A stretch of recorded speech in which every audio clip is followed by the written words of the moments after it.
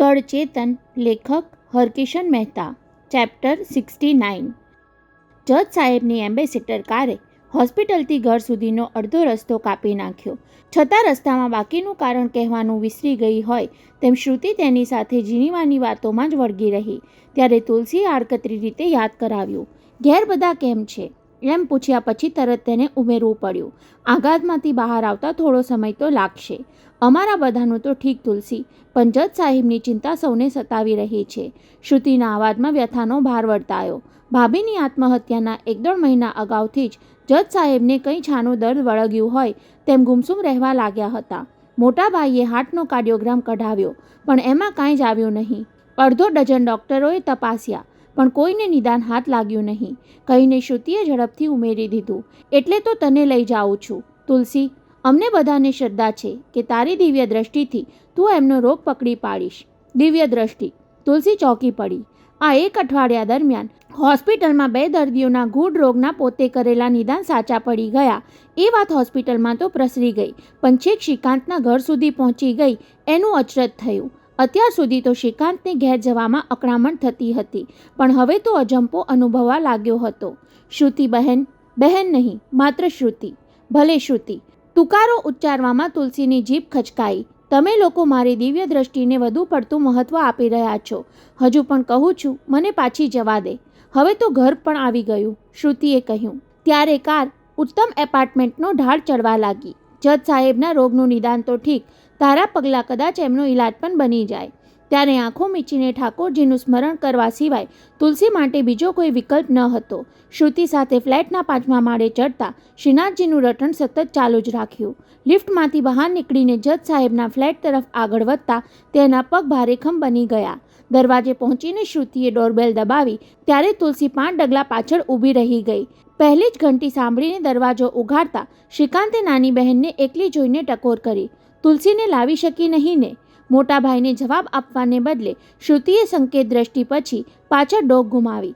ત્યારે શ્રીકાંતે ઉત્કંઠાભેર દરવાજા બહાર ગરદન લંબાવી અને તુલસી પર નજર પડતા જ ચહેરા પરના ભાવ થીજી ગયા. મક્કમ મનોબળથી તુલસીએ સ્વસ્થતા ટકાવી રાખી. બંને માટે થોડીવાર પૂરતો સમય થંભી ગયો. એને અંદર તો આવવા દો, કાનમાં કહેતી હોય એટલા ધીમા અવાજે મોટાભાઈને સજાગ કર્યા. આજુબાજુવાળા જોઈ જશે તો વાતો ચાલુ થઈ જશે. ત્યારે શ્રીકાંતે ઝડપથી ગરદન પાછી ખેંચી લીધી. ઘરમાં આગળ વધી ગયા પછી ખ્યાલ આવ્યો કે પોતે તુલસીને આવકારનું આવ પણ કહ્યું નહીં. એક રીતે તો સારું જ થયું. ઘરમાં શોક હોય ત્યારે આવનારને આવો કે જનારને આવજો કહેવાય નહીં. તુલસી દબાતા પગલે ઉમરો ઓળંગી ગઈ એટલે શ્રુતિએ સત્વરે બારણું બંધ કરી દીધું. ધ્રુમનબહેનને ખાસ તાકીદ કરી હતી, આજુબાજુવાળાને નજરે ચડી ન જાય તેમ એને લઈ આવજે. પાડોશીઓ જોઈ જશે તો જાત જાતની અટકળો કરશે. તુલસીના આગમનના અણસારે ધ્રુમનબેન રસોડામાંથી બહાર ધસી આવ્યા. તુલસી પર નજર પડતા જ એમના મુખ પર અપરાધભાવ પ્રસરવા લાગ્યો. પહેલાં કરતાં પણ તુલસી વધુ સ્વરૂપવાન લાગી ત્યારે એમનાથી નિસાસો નંખાઈ ગયો. અરસપરસને જોઈ રહેલા બંનેમાંથી કોઈને બોલવાનું સૂઝ્યું નહીં. તુલસીએ સહેજ મસ્તક નમાવી પાપણ પટપટાવીને દિલસોજીનો આભાર દર્શાવ્યો. જજ સાહેબનો બેડરૂમ આ તરફ છે. સ્થિર થઈ ગયેલી તુલસીને સજાગ કરવા શ્રુતિ તેને દિવાનખંડમાં દોરી ગઈ. તું બેસ તુલસી, હું તારા માટે ડ્રિંક લઈને આવું છું. કહીને શ્રુતિ તેને શ્રીકાંત સામે એકલી મૂકીને જવા લાગી ત્યારે તુલસીએ અથરા અવાજે તેને રોકી પાડી. નહીં, મારે કાંઈ પીવું નથી. પાણી તો પીશ ને? કહી ફરી શ્રુતિ પગ ઉપાડતી હતી ત્યાં ફરી તુલસીએ સંભળાવ્યું, પાણી પણ નહીં. તેના એ દ્રઢ નકારથી ધ્રુમનબેનના હોઠ ભીડાઈ ગયા. શ્રીકાંતની ગરદન ઝૂકી ગઈ. હવે તો આ ઘરનું પાણી પીવા પણ તૈયાર નથી. ચાલ શ્રુતિ, મને જજ સાહેબ પાસે લઈ જા. સ્વસ્થ થવાના પ્રયાસ સાથે એણે ઉતાવળ દર્શાવી. પાછા ફરવામાં મને મોડું થઈ જશે. ત્યારે શ્રુતિને બદલે શ્રીકાંતે જજ સાહેબના બેડરૂમ તરફ પગ ઉપાડ્યા. તેને હતું કે તુલસી પોતાની પાછળ દોરાશે, પણ શ્રુતિ આગળ ન થઈ ત્યાં સુધી તુલસીએ પગ ન ઉપાડ્યા. એર કન્ડિશન બેડરૂમનું બારણું ઉગાડી શ્રીકાંત અંદર દાખલ થઈ ગયો એટલે સ્પ્રિંગવાળું બારણું આપોઆપ ભીડાઈ ગયું. મારાથી અંદર નહીં અવાય તુલસી. દરવાજાનું હેન્ડલ પકડીને ઊભેલી શ્રુતિએ તેને ચોંકાવી. વિસ્મયથી પહોળી થઈ ગયેલી તુલસીની આંખોએ પૂછી લીધું, અંદર કેમ નહીં અવાય? હજુ પપ્પાએ મારી સાથે અબોલા તોડ્યા નથી. શ્રુતિનો અવાજ તરડાઈ ગયો. મને જોઈને મોં ફેરવી લે છે. ત્યારે તુલસીના હોઠ ભીડાયા. જે પિતાને સાજા કરવા માટે પુત્રી માન અપમાનનો વિચાર કર્યા વગર મારી પાસે આવી, એ જ પિતા પુત્રીને પોતાની પાસે ફરકવા પણ દે નહીં, એ કેવી ક્રૂરતા! ઘડીભર તો એનો આત્મા વિદ્રોહ કરી ઉઠ્યો. આવા માણસ પ્રત્યે સહાનુભૂતિ દર્શાવવાનો શું અર્થ છે? કોને ખબર મારું અપમાન કરી નાખે. પ્લીઝ તુલસી. તેને વિચારમાં અટવાયેલી જોઈને શ્રુતિએ આજીજી કરી. હું ભલે ન આવું, મોટા ભાઈ તો અંદર છે ને. કહીને તુલસીની આનાકાનીનો અંત લાવવા માટે તેણે હેન્ડલ ગુમાવી બેડરૂમનું બારણું ઉઘાડી નાખ્યું. અંદરથી ધસી આવતી શીતળ હવાએ તુલસીને થથરાવી દીધી. ખભા પરથી સરકી જતો સાડીનો છેડો ઠીક કરતી એ મહા મહેનતે આગળ વધી શકી. જુઓ જજ સાહેબ, કોણ આવ્યું છે?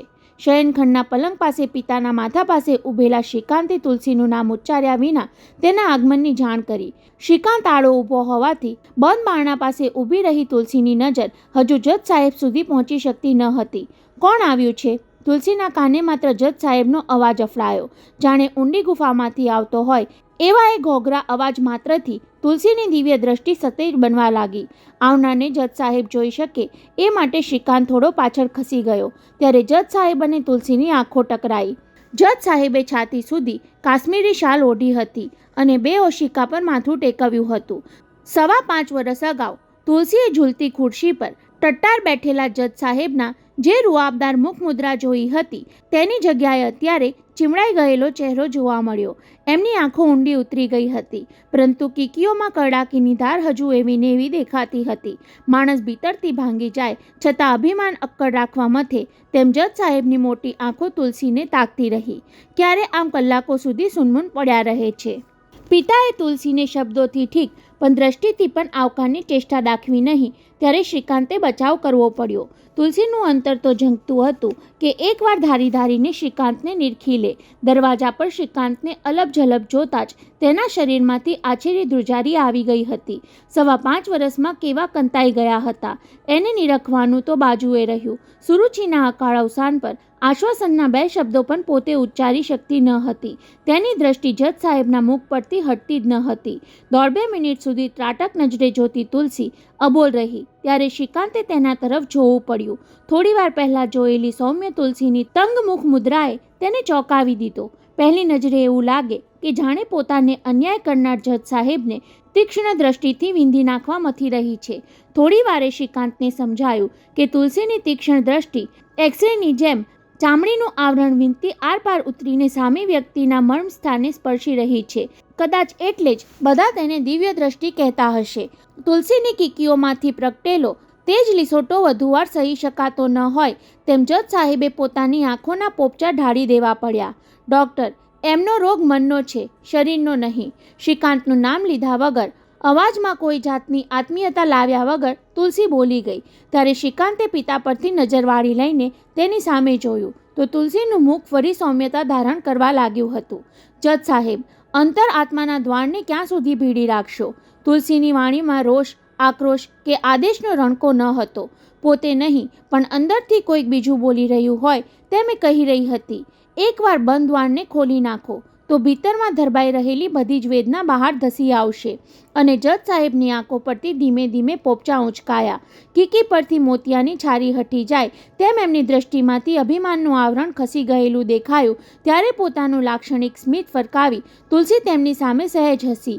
તેના જવાબમાં જજ સાહેબના હોઠ પણ સહેજ મરક્યા અને બીજી ઘડીએ તુલસીએ પીઠ ફેરવી લઈ બહાર નીકળી જવા માટે બારણાના હેન્ડલ તરફ હાથ લંબાવ્યો. ત્યારે તંદ્રામાંથી જાગ્રત થયો હોય તેમ શ્રીકાંત તેની પાસે પહોંચી ગયો. તુલસી, મોડું ન થતું હોય તો 2-4 મિનિટ વાતો કરીએ.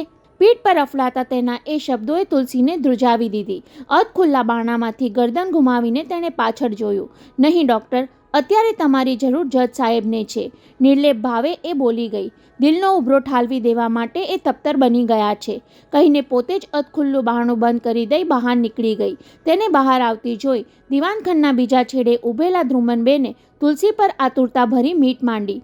ઓપરેશન થિયેટરમાંથી બહાર આવતા ડૉક્ટરનું મુખ જોઈને દર્દીના સગા પેશન્ટની સ્થિતિનો ક્યાસ કાઢવા મતે એવી લાચાર દ્રષ્ટિથી તેને નિહાળી રહેલા જજ સાહેબની પત્નીની જીભ સિવાઈ ગઈ હતી. એકવાર જેના નામનું પોતાના પુત્રે નહીં નાખ્યું છે એવા શબ્દો ફોન પર પોતે યશોદાબેનને સંભળાવ્યા હતા એ તુલસીને તે પૂછી શક્યા નહીં કે તું આટલી જલ્દી બહાર કેમ નીકળી ગઈ. એ જ વખતે બાળકના રડવાના અવાજ સાથે તુલસીના કાન ચમક્યા. બાજુની રૂમમાં ઉઘાડા દરવાજામાંથી આવતા અવાજની દિશા તરફ તેની નજર ફંટાઈ. ઘડીભર વિચાર કરી તેના પગ પણ એ તરફ વળ્યા. રૂમમાં દાખલ થતાં પહેલાં તુલસીથી ધ્રુમનબેન તરફ જોવાઈ ગયું. ત્યારે શ્રીકાંતની માતાએ તેની દ્રષ્ટિના જવાબમાં એક ઊંડો નિસાસો નાખ્યો. કેમ જાણે કહેતા હોય કે શું કરીએ, એ બિચારીને અમે માં ક્યાંથી લાવી આપીએ. જાણે એમના એ નિસાસાનો હડસેલો વાગ્યો હોય તેમ તેજ ગતિએ રૂમમાં સરકી જઈ તુલસી અંદર જઈને જોયું તો શ્રીકાંતની અડધા માસની પુત્રીને શ્રુતિ છાની રાખવા મથી રહી હતી. તુલસીને આવી ચડેલી જોતાં જ વ્યથિત ચહેરે પૂછી બેઠી, કેમ આટલી જલ્દી બહાર આવી ગઈ? પિતાજીનું નિદાન મળ્યું? તેનો જવાબ આપવાને બદલે તુલસીએ ચીસ પાડીને રડતી બાળકી પર ધ્યાન કેન્દ્રિત કર્યું. એને કંઈક થતું લાગે છે શ્રુતિ, કઈ શ્રુતિએ બંને હાથમાં ઉચકેલી બાળકીને પોતે પોતાની પાસે લઈને છાતી સરસી ચાંપી દીધી અને બીજી જ પડે એ રડતી બંધ થઈ ગઈ. જાણે કંઈ ચમત્કાર થયો હોય તેમ સામે ઊભેલી શ્રુતિ અને બહાર દીવાનખંડની અંદર ડોકાઈ રહેલા ધ્રુમનબેન બંને દંગ થઈ ગયા. જોયું ને, તારી ગોદ મળતા જે કેવી ચૂપ થઈ ગઈ. શ્રુતિએ મીઠી ટકોર કરી. જાણે માની હૂંફ મળી હોય તેમ તરત જ શાંત થઈ ગઈ. એનું કારણ માની હૂંફ નથી શ્રુતિ. બાળકના માથા પર હાથ પસવારી તુલસીએ સમજાવ્યું. બેબીની પીઠમાં કોઈક જગ્યાએ દુખાવો થાય છે. તું પણ તેને છાતી સરસી ચાપીને તેડી રાખ તો તારી પાસે રડતી બંધ થઈ જશે. કહીને બેબીના ગાલે એક બચ્ચી ભરી લઈ તેણે શ્રુતિના હાથમાં સોંપી દીધી. થોડીવાર બંને એકબીજાને જોતી ઊભી રહી ત્યાં સુધી શ્રીકાંતની બાળકી ચૂપચાપ શ્રુતિના ખભે માથું ટેકવીને અંગૂઠો ચૂસતી રહી. ત્યારે તુલસીએ સમજાવ્યું, બેબીને ચત્તી સુવડાવશો તો રડ્યા કરશે કારણ કે તેના વાસાની એક નસ દબાઈ છે. સાંભળીને શ્રુતિની આંખો અચરજથી પહોળી થઈ. તને એની શી રીતે ખબર પડી તુલસી? બ્રિજ કેન્ડી હોસ્પિટલના ડૉક્ટર પણ આવું નિદાન કરી શક્યા ન હતા. સૌ કોઈ એમ જ કહે છે કે એના પેટમાં દુખતું હશે એટલે રડ્યા કરે છે. મારું નિદાન કદાચ ખોટું પણ હોય. બહાર નીકળવા માટે પગ ઉપાડતા તુલસીએ નમ્રપણે કહ્યું, છતાં તારા મોટા ભાઈને કહેજે કે એકવાર બેબીનો વાસો ચેકઅપ કરાવી લે. ભલે કહીશ, પણ તું આમ ચાલી ક્યાં? દીવાનખંડ ઓળંગીને દરવાજા તરફ આગળ વધતી તુલસીને જોઈને શ્રુતિએ ઉતાવળે પૂછ્યું, જજ સાહેબનું શું લાગે છે તને? મેં નિદાન કરી દીધું, હવે ઈલાજ ડૉક્ટરે કરવાનો. શું નિદાન કર્યું તુલસી?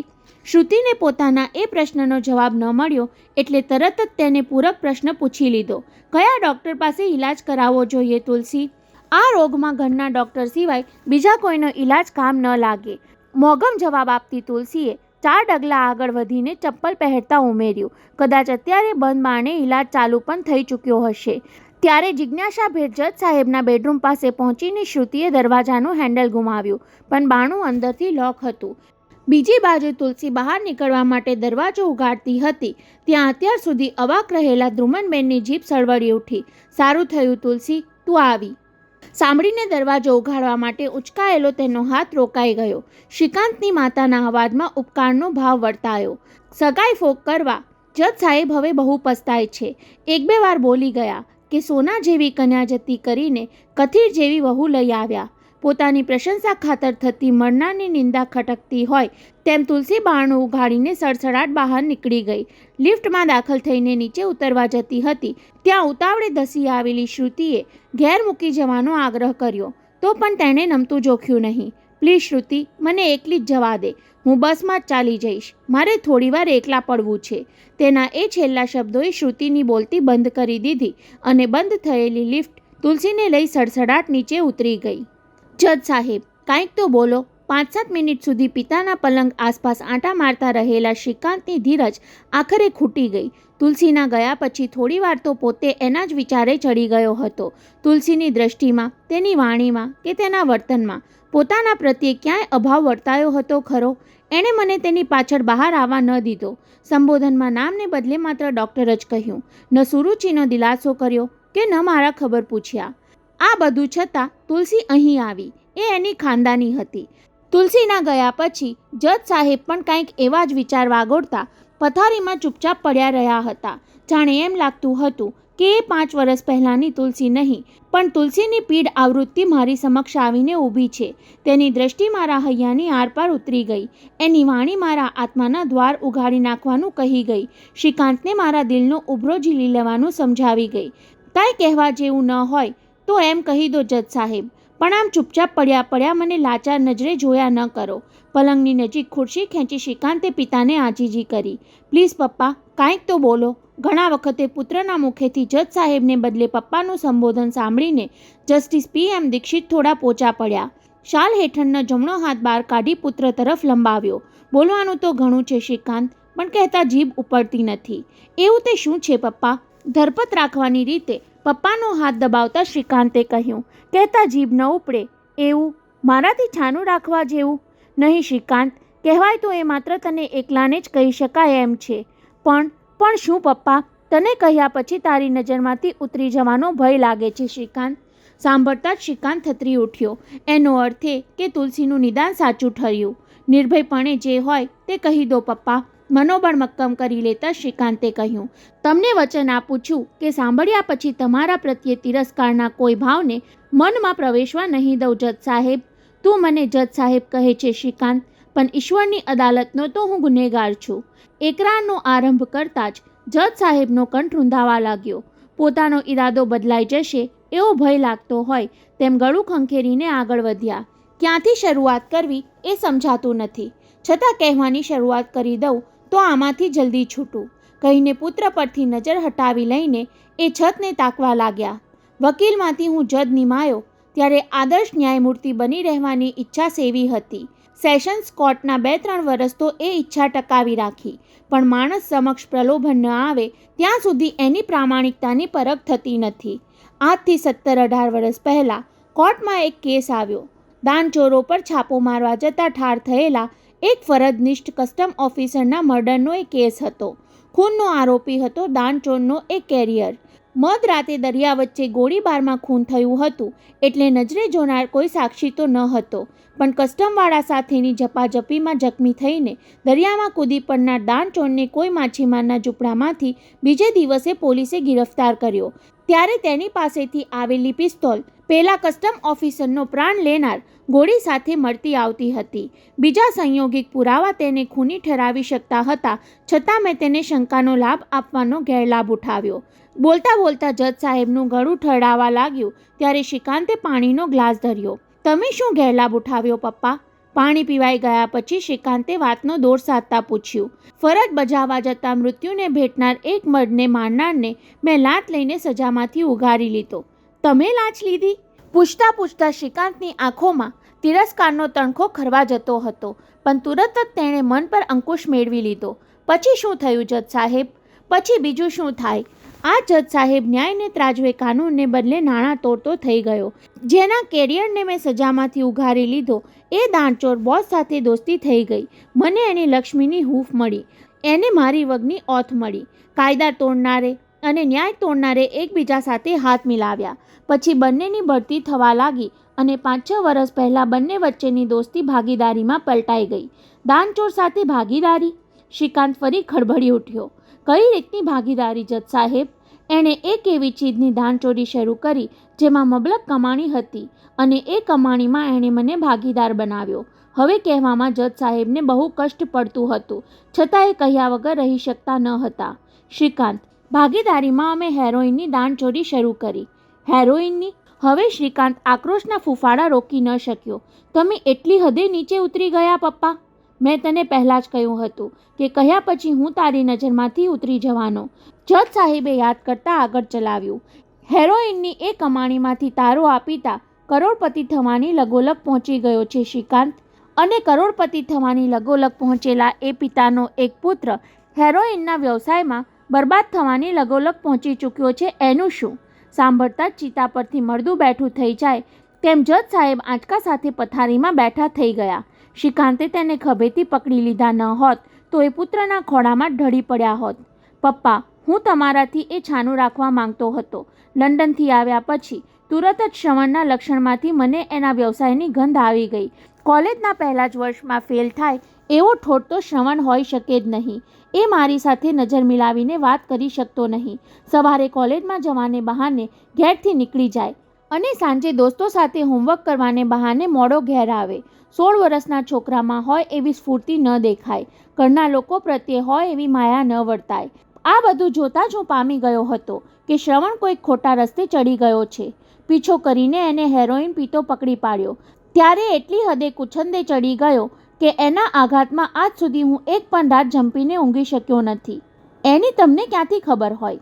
મને તો બધી જ ખબર પડી ગઈ હતી શ્રીકાંત, પણ તને આ વાતની ખબર છે એની મને ખબર ન હતી. ગરદન ઝુકાવીને ઉચ્ચારેલા એ શબ્દોએ શ્રીકાંતને હચમચાવી દીધો. એટલે પપ્પા તમને ખબર છે કે શ્રવણ? હા શ્રીકાંત, પોલીસ એકવાર તેને પકડીને ચોકીએ લઈ ગઈ હતી. દોડાદોડી કરીને હું ચૂપચાપ છોડાવી લાવ્યો હતો. ત્યારે એણે વ્યસન છોડી દેવાનું વચન આપીને મારી પાસેથી વચન લીધું હતું કે પપ્પા, મોટા ભાઈને તમે આની જાણ થવા નહીં દેતા. હવે શ્રીકાંતે ધમધમતી છાતી પર હાથ દાબી દેવો પડ્યો. વ્યસન માણસને કેવો બદમાશ બનાવી દે છે. દાંત કચકચાવીને તેણે સંભળાવ્યું. મેં એને પકડી પાડ્યો ત્યારે મને એણે એમ કહ્યું કે મોટા ભાઈ, જજ સાહેબને આની જાણ થશે તો આઘાત ઝીરવી નહીં શકે.